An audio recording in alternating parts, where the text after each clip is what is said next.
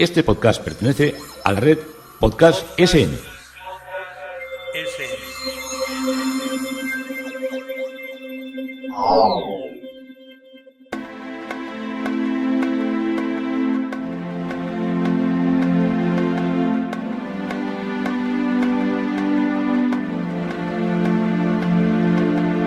Historia con sentido. Un podcast presentado y realizado por Juan Carlos González.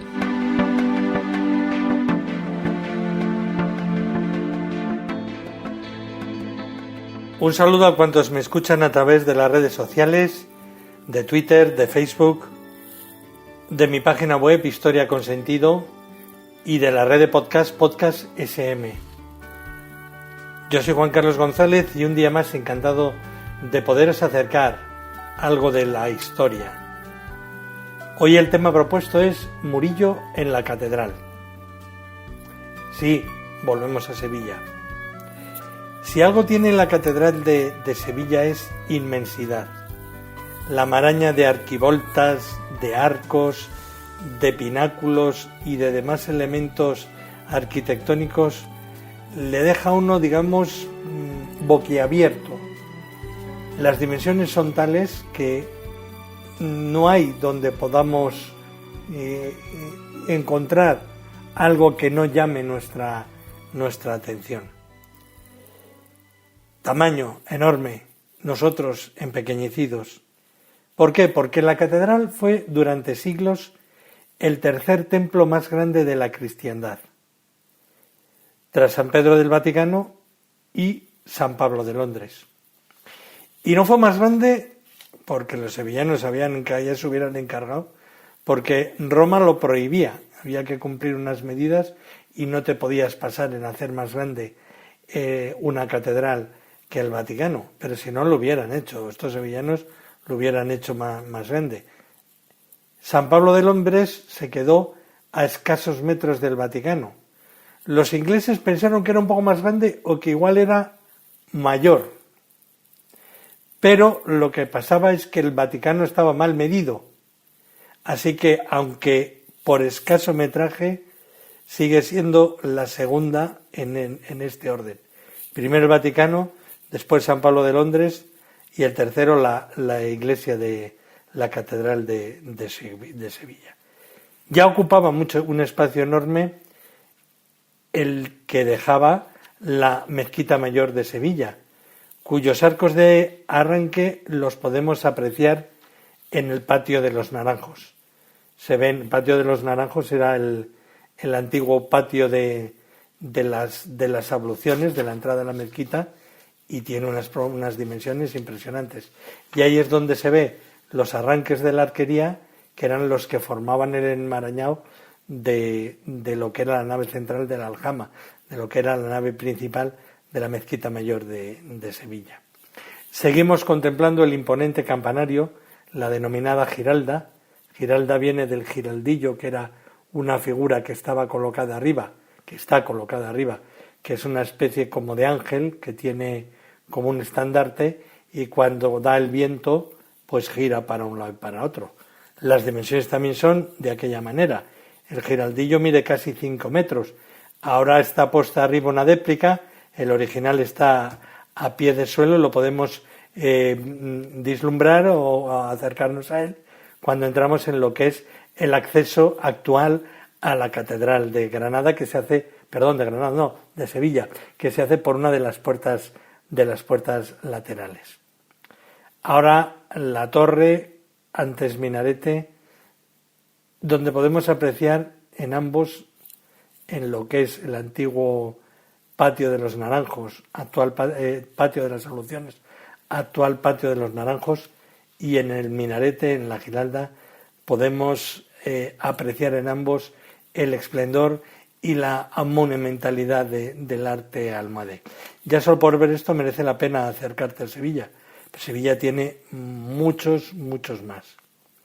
Hoy debe haber catedrales más grandes, probablemente estos templos de Filadelfia que son monumentales. Hoy en Brasil he visto algunas iglesias, muchas de un gusto horrible. Yo creo que el sueño de muchos arquitectos suele ser el hacer una iglesia pero a algunos les tenían que atar las manos porque han hecho cada templo que tela. Pero como os digo, pueden ser más grandes, pero en belleza y en arte, a estos 13 templos, a San Pedro del Vaticano, San Pedro de Londres y a la Catedral de Sevilla, en arte, desde luego, jamás se va a poder aproximar ningún templo. Hoy en día, además, el acceso se hace por un angosto pasadizo, lo que hace que la inmensidad nos deje un poco aturdidos. Pasamos por un paso estrecho y de repente casi nos da como una bocanada de aire el entrar en lo que es la nave, la gran nave de la iglesia. Y la visita que nos mueve esta vez es visitar la tercera exposición sobre Murillo en su cuarto centenario, para contemplar las obras de Bartolomé Esteban Murillo dentro de la Catedral de Sevilla. Pero como me gustan especialmente algunos otros autores, he aprovechado para conocer más acerca de otras 2 obras perdidas entre las capillas, pero para mí que son dos obras muy interesantes. Cuando en otros podcasts recorrimos el Duomo de Florencia, porque claro, nos estamos dando cuenta que conforme más abrimos el abanico de nuestro conocimiento, más interrelacionada está el arte y la historia. Cuando estábamos paseándonos por dentro del Duomo de Florencia, veíamos las cantorías, que eran aquellos balcones donde se ponían los cantores y la pequeña orquesta para, acompañados del órgano, embellecer y musicalizar la liturgia.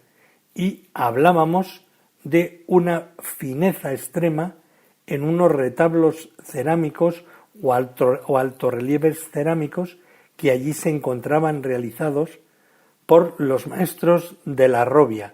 Della Robbia es un apellido de Italia, de unos grandes maestros.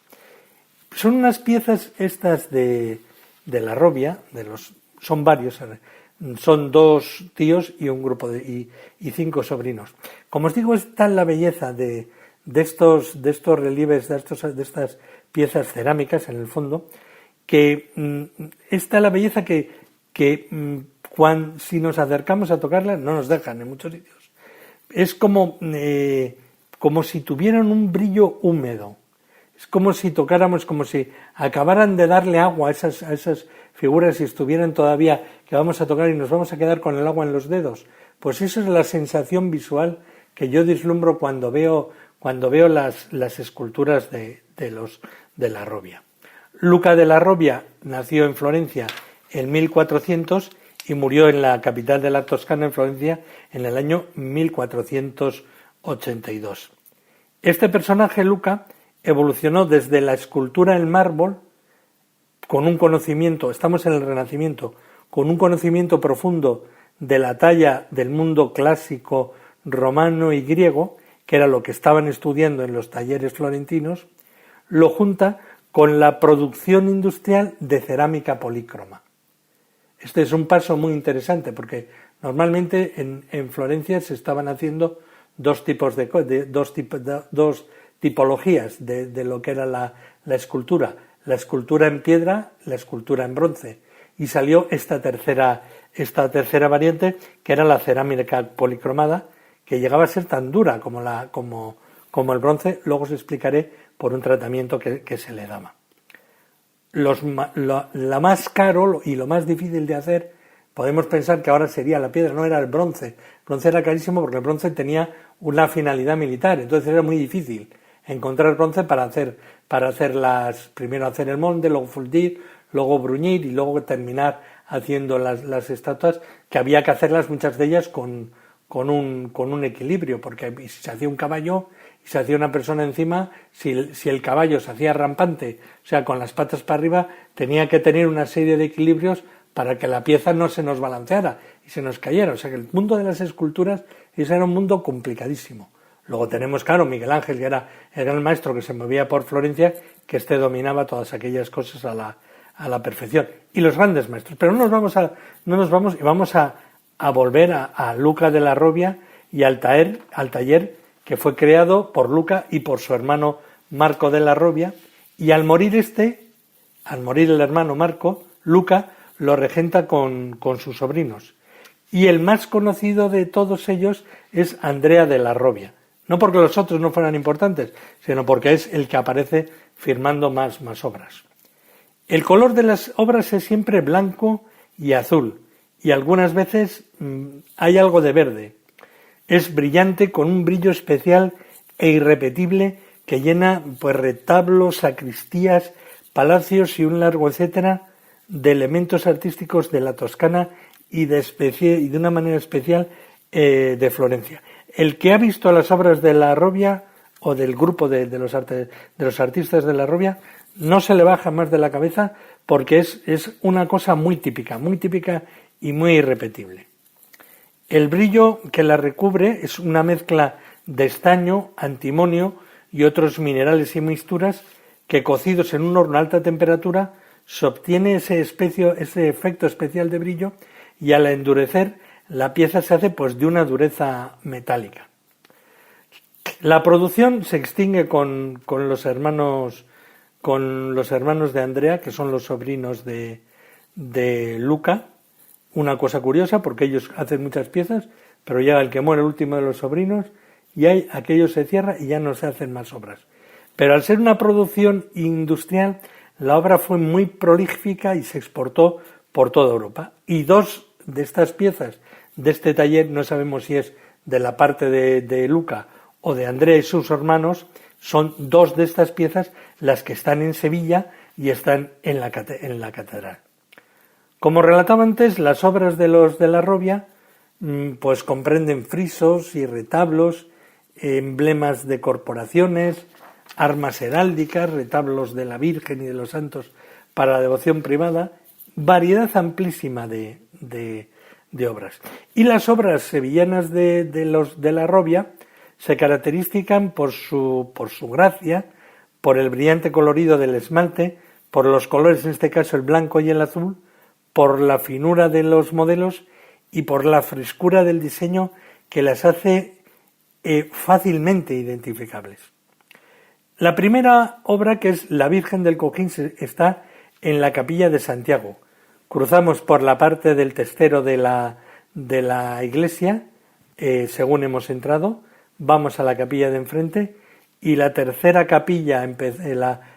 capilla, empezando por el fondo, en la pared lateral, es la Capilla de Santiago. Y allí está, como os digo, la Virgen del Cojín. Es una pieza que está sin datar y representa a un niño sentado sobre un cojín, de ahí el nombre de Virgen del Cojín, que el cojín está situado sobre las rodillas de una virgen sentada, y el niño está girado hacia la cara de la Virgen, y le tira de un extremo del paño que cubre el pelo de la imagen de María. La madre abraza al niño por detrás con una mano y sujeta por delante de Jesús por los tobillos. Y esta obra procede del exconvento de la Trinidad, hoy Basílica de María Auxiliadora, y trasladada a la catedral en el año 1855. La otra pieza, si cabe más excepcional, se halla en la capilla que está pegando o contigua a esta capilla, que es la Capilla de las Escalas. Y la obra se titula La Virgen de la Granada. La Virgen, esto ya es más, la primera, la Virgen es como si dijéramos un pequeño cuadro de una imagen de la Virgen con el niño, la Virgen del Cojín. Esta ya tiene más figuras y es más elegante y más suntuosa. La Virgen se ve de figura completa, lleva al niño sedente en su pierna derecha, a quien le ofrece la granada, que en la tradición escultórica era el símbolo de la redención. Y la Madonna recibe la corona por encima de su cabeza, portada por dos querubines. A la derecha e izquierda están San Francisco de Asís y San Sebastián en figuras completas que tapan en un segundo plano, en parte, a Santo Domingo y a Santa Casilda.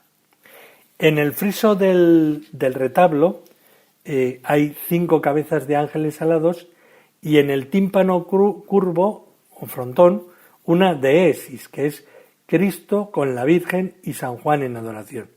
El Cristo a veces suele presentarse como Cristo resucitado.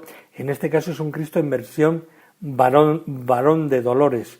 Tras ser azotado, desnudado, se le saca que el pueblo se mofe de él. Esta es la representación que está en este caso, en este pequeñito retablo. Procede de la nave de la Granada, en el patio de los Naranjos, patio de las abluciones. Ya sabéis que cuando entraban en la mezquita tenían que lavarse los pies y las manos antes de entrar a orar descalzos. Entonces este patio, el patio de los Naranjos, tenía esa finalidad y todavía está perimetrado perfectamente todo lo que era el circuito que hacía en el suelo el agua y donde estaban las fuentes, que eran las que brotaban y que daban servicio a las abluciones de la liturgia musulmana. Y esto es un anexo a la catedral. De aquí, esta Virgen de la Granada pasó a la cripta arzobispal en la contigua iglesia del Sagrario en el año 1654, sufriendo algunos desperfectos, y se instaló en esta capilla de las Escalas en 1904. El curioso nombre de Capilla de las Escalas le viene de haber sido fundada por don Baltasar del Río, que era arcediano de Niebla, canónigo de Sevilla y obispo de la ciudad italiana de Escalas. Y retomamos a Murillo, que es al que hemos venido a ver. Murillo en la Catedral de Sevilla, en la exposición que recibe el título de La mirada de la santidad. La Catedral de Sevilla era en tiempos de Murillo la institución más importante para la que podía trabajar un artista.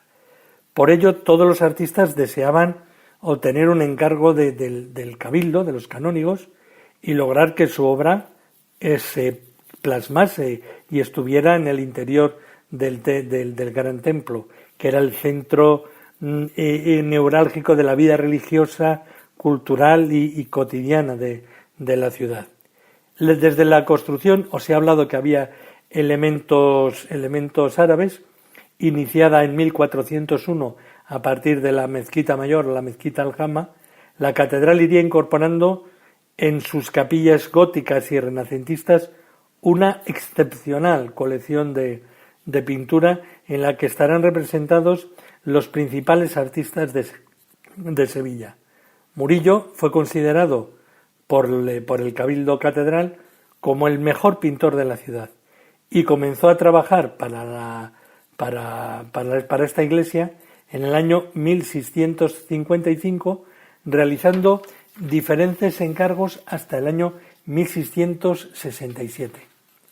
La catedral conserva algunas de las obras más importantes del artista, de las más representativas y además de sus distintos periodos creativos, que van desde las primeras obras de San Isidoro y de San Leandro de su etapa inicial al retrato de la venerable Sor Francisca Dorotea, que es ejecutado en la última década de su vida.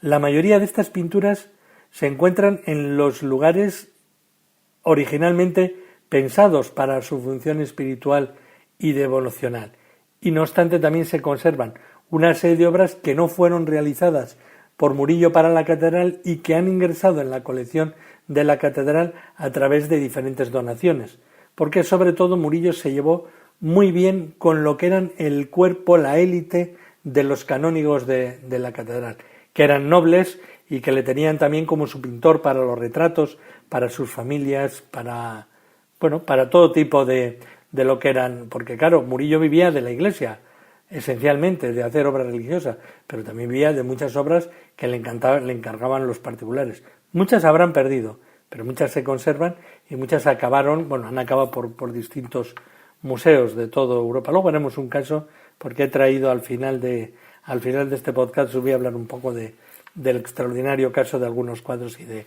dónde acabaron. Vamos a irnos lo primero a la sacristía mayor. Y en la sacristía mayor hay dos cuadros. San Leandro, que se encarga en el año 1655 y que siempre ha permanecido en el lugar para donde fue pintado. El cuadro de San Leandro forma pareja con San Isidoro y esta pintura muestra al hermano de del anterior, San Leandro, que fue obispo de Sevilla entre el año 578 y el año 600. Murillo representó al santo en una actitud inversa a la de su hermano, enérgica y dirigiendo su penetrante mirada al espectador, así como un poco girado, y revela la pintura de esta forma el espíritu combativo del obispo, que luchó activamente contra el arrianismo.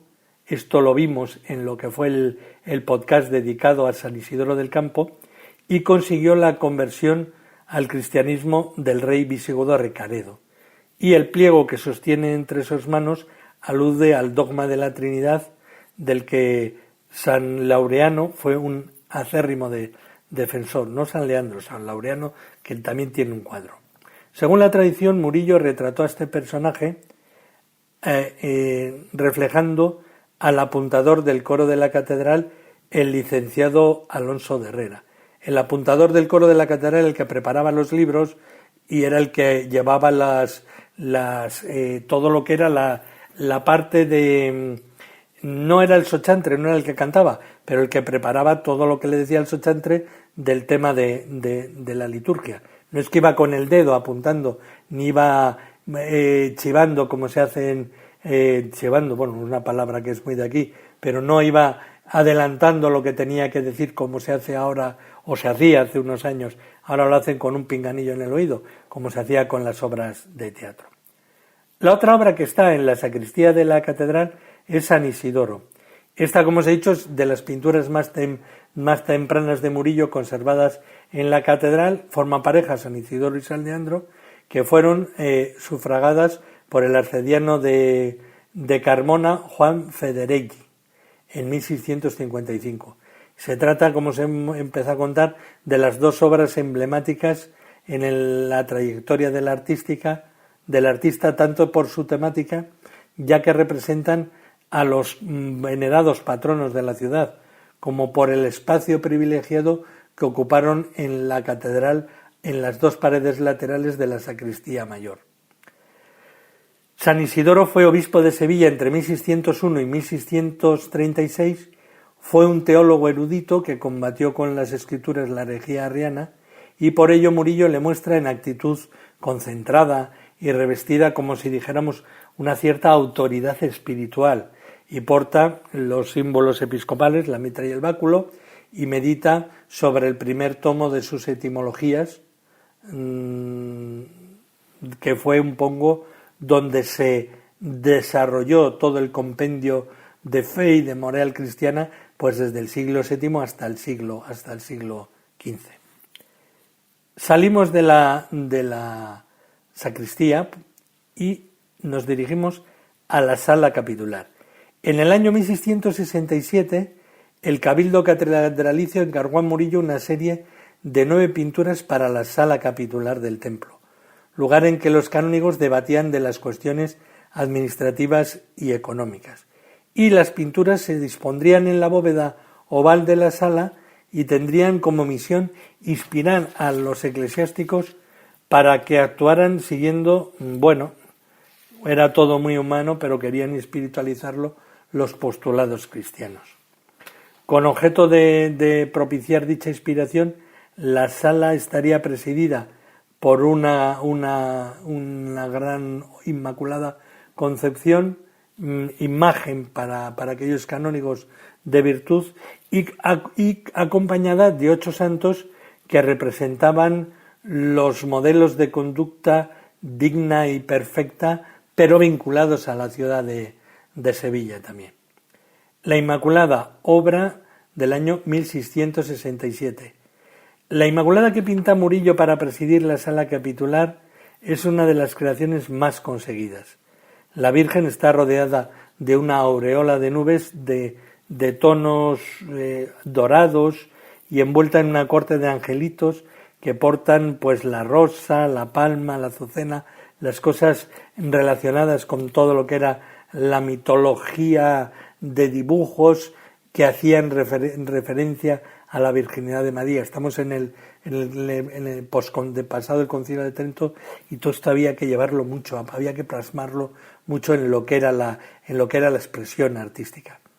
y la habilidosa gradación de la luminosidad ofrece un efecto de intensa perspectiva espacial, es como un fondo inundado por una atmósfera vaporosa que refuerza el sentido ingrávido de la Virgen y de los angelitos, y María sigue el prototipo femenino de hermosas facciones y muy armónica, y en una actitud recogida y con una mirada que se dirige hacia abajo, hacia los escaños donde se reunían los canónigos, como diciéndoles, oye, hacerlo bien. La Virgen da la sensación de como que si estuviera colgada, ¿no?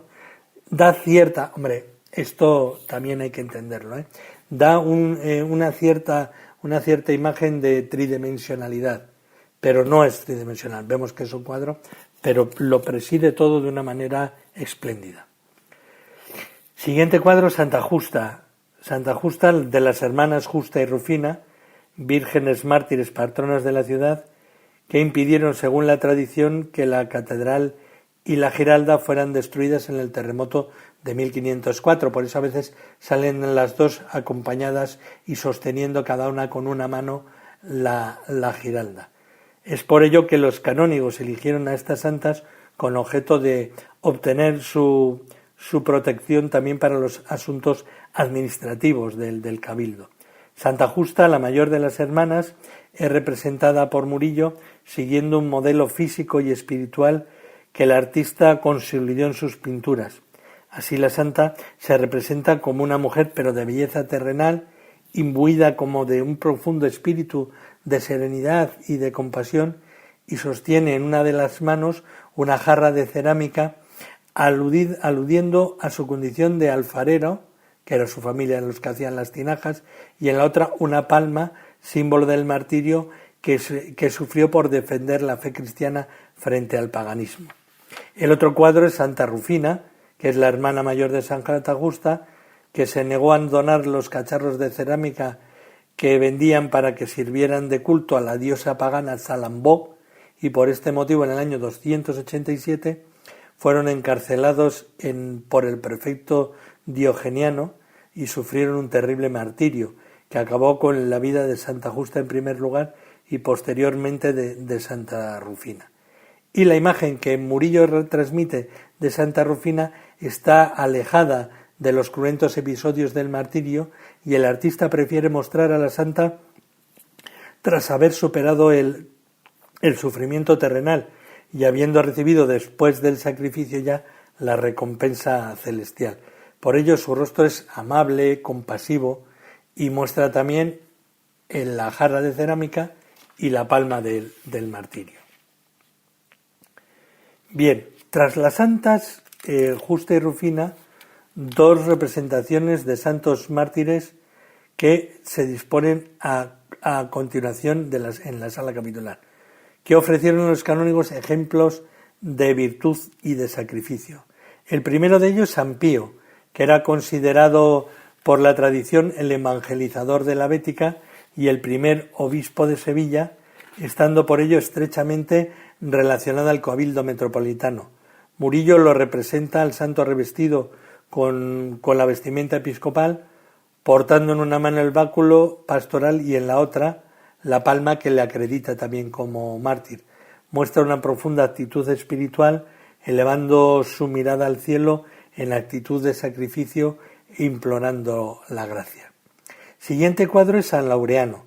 San Laureano fue pintado en 1667, como todas las obras de este grupo, y fue, según algunas fuentes, obispo de Sevilla en el siglo VI. Posteriormente viajó a Francia y a Italia, sufriendo martirio en la ciudad francesa de Bourges, en la que el rey ostrogodo Totila ordenó su decapitación en el año 547. Su cabeza fue enviada a Sevilla, donde propició numerosos milagros y salvó a la ciudad de las pestes. Todas estas las leyendas áureas que se construían alrededor de todos estos santos.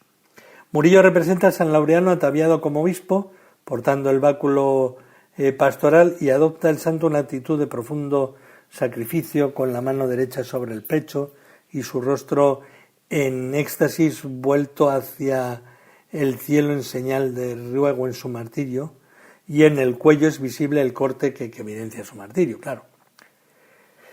Siguientes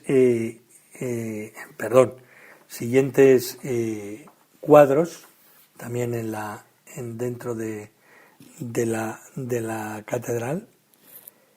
San Hermenegildo. Los dos últimos representados por Murillo en la sala capitular son dos reyes que contribuyeron a la difusión del cristianismo, combatiendo las creencias heréticas de la Iglesia. El primero de ellos es San Hermenegildo, príncipe y mártir que se sacrificó su vida por los cristianos, hijo del rey visigodo Leovigildo, y San Hermenegildo renunció al arrianismo y abrazó el cristianismo, motivo por el cual su padre ordenó la decapitación. Murillo representa al santo ataviado como un monarca, portando en su mano derecha la palma, símbolo del martirio, y a la izquierda el hacha con la que fue decapitado. Y su rostro se eleva hacia el cielo en una actitud beatífica, implorando misericordia divina. El siguiente cuadro es San Fernando, también pintado en 1667, y representa al rey castellano Fernando III el Santo, que fue canonizado en el año 1671, celebrándose en Sevilla una serie de festejos de conmemoración de dicho acontecimiento. En Sevilla de Murillo, San Fernando era venerado por haber conquistado la ciudad en el año 1248, restaurando el cristianismo y promoviendo la edificación de conventos y de iglesias. Y el modelo que Murillo utiliza en esta pintura para hacer la efigie de San Fernando fue repetido en varias ocasiones y se muestra al santo como un hombre seguro de su voluntad, revestido con los atributos del poder, con la corona, la coraza y el manto, y portando en una mano la espada de conquistador y en la otra el orbe, emblema de su poder y la difusión del cristianismo por el mundo. La siguiente imagen que tenemos dentro de la catedral, en la capilla de Santiago, es el retrato de la venerable Sor Francisca Dorotea. Es una obra hecha en 1674. Ya hemos salido de la sala capitular. Y Murillo realiza este retrato de la venerable Sor Francisca Doroteo Villalba 51 años después del fallecimiento de la religiosa y a partir de un original conservado en el convento de Santa María de los Reyes de Sevilla, fundado por la venerable Sor Francisca Dorotea. La pintura se realizó a instancias del canónigo Juan de Loaysa para promocionar la beatificación y la canonización de la Madre Dominica, siendo donado a la catedral en el año 1688. Y la pintura representa a Sor Francisca Dorotea en un episodio místico acontecido momentos antes de su fallecimiento, y en él la venerable madre, padeciendo una intensa sed, pidió que le entregasen un crucifijo, y cuando lo tuvo en sus manos puso los labios en la llaga del costado de Cristo y surbió un líquido milagroso que emanaba de la herida, y así pudo calmar su sed. Seguimos por las capillas de la catedral. Vamos a la capilla de San Antonio para contemplar la obra más grande que hay en la catedral, en lienzo. Yo creo que es la más grande, que es San Antonio de Padua con el Niño, pintada por Murillo en 1656. Mide 5,60 metros de alto por 3,69 de ancho. Siempre ha permanecido allí y es una de las pinturas más populares de Murillo por sus grandes dimensiones y por la excelente calidad técnica y expresiva. Y hubo de considerarse, le hizo ya esto considerarse como el artista de Sevilla, por uno de los mejores por antonomasia. La pintura fue encargada por la catedral para la capilla de San Antonio y representa un episodio milagroso de la vida de San Antonio de Padua, el episodio que ocurrió que estando el santo arando en meditación, pues tuvo una visión sobrenatural en la que el niño se le apareció y le abrazó dulcemente. y Murillo muestra al santo en el interior de una estancia, arrodillado y en éxtasis, con sus brazos abiertos para recibir al niño Jesús que emerge entre nubes doradas. Y acompaña al niño una corte de hermosos ángeles volanderos que otorgan a la escena una intensa espiritualidad. La parte donde sale San Antonio con el niño Jesús, recibiendo al niño Jesús, fue robada, la cortaron con un cuchillo y la envolvieron y la llevaron, se la robaron. Entonces estaba el cuadro con que le faltaba un cacho, un pedazo, que era la representación de San Antonio. Y acabó en Nueva York, y el que se lo ofrecieron al anticuario, y el anticuario le dijeron, esto viene de Sevilla y tal, y dijo, vio aquello montado, les deberían montar en un marco, era en el finales del siglo pasado, de 1890 creo que son estas historias.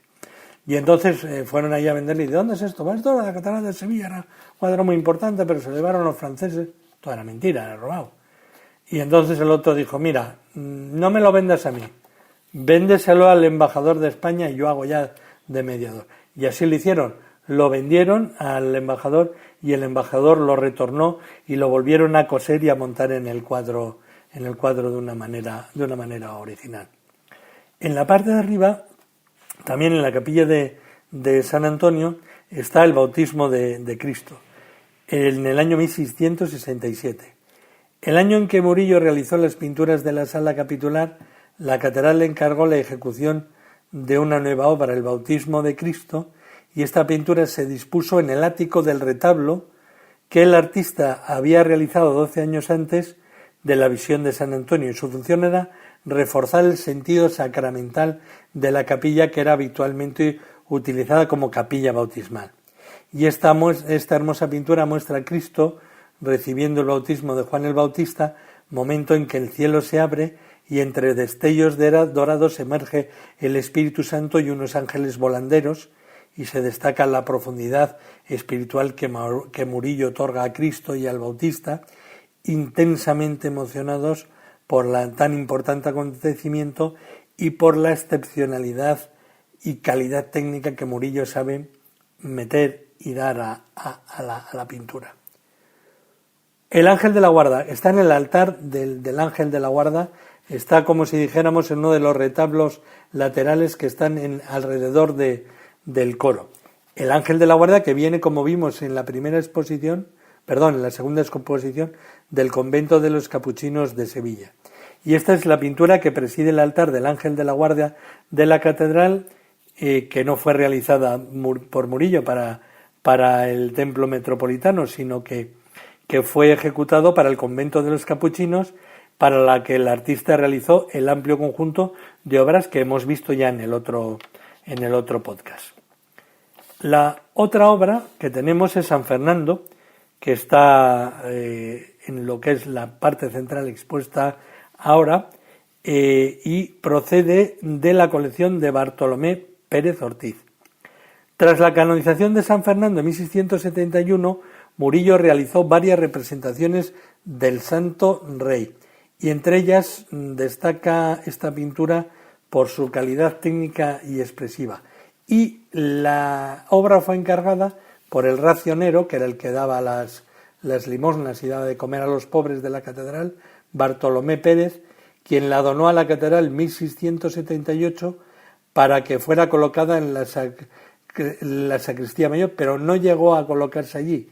Y Murillo representa a San Fernando siguiendo los modelos que había creado anteriormente, y así aparece ataviado como rey, con armadura, con una capa de armiño y con coroña, al tiempo que tiene un halo sobre la cabeza y con esa especie de espiritualidad que emana con unos emocionados ojos que evidencian su santidad, y porta en sus manos la espada de conquistador, el orbe que hemos visto antes, emblema de su poder y de extensión del cristianismo por el mundo. Y la última imagen que está en esta exposición es la Virgen entregando el rosario a Santo Domingo, hecha entre 1638 y 1640, nunca contemplada porque se guarda en el Palacio Arzobispal, y procede del Colegio Dominico de Santo Tomás de Sevilla.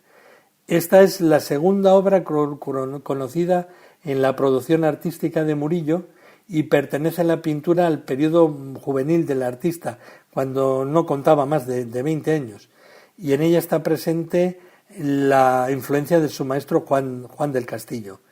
Está realizada para el Colegio Dominico de Santo Tomás y está protagonizada por el fundador de la Orden de los Dominicos, Santo Domingo de Guzmán, y representa el momento en que el santo es favorecido por una visión milagrosa. Entre ángeles músicos y destellos dorados se le aparece la Virgen y el Niño Jesús, quienes le entregan el rosario y le recomiendan propagar la devoción del rosario. Y la pintura se conserva en el Palacio Arzobispal desde la desamortización entre 1835 y 1836. Estas son las obras que están en la catedral.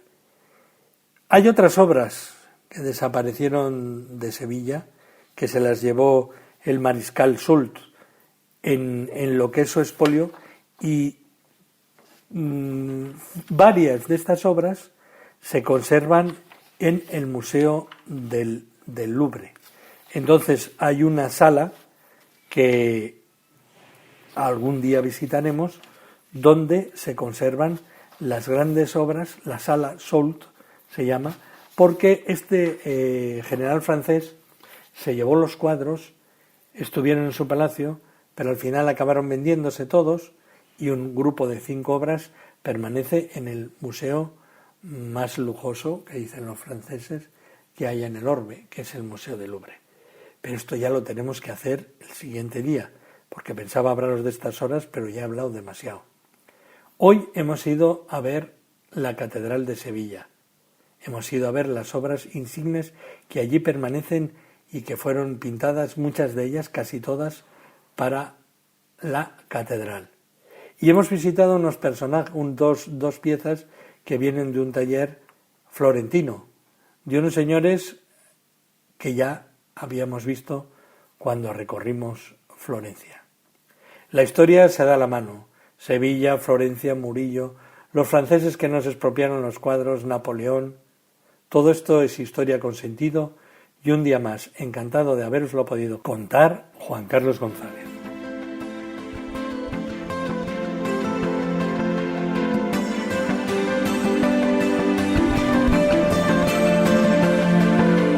Hasta aquí un episodio más de Historia con Sentido. El podcast que te habla de historias de la historia, sucesos, eventos, como si el ayer fuera hoy. Síguenos a través de iTunes, Spreaker o iVoox. Contacta con nosotros por correo electrónico escribiendo a podcast@historiaconsentido.com. Nuestra web, www.historiaconsentido.com. Y en Twitter nos encontrarás como @historiasentido. Este podcast pertenece a la red Podcast SMM.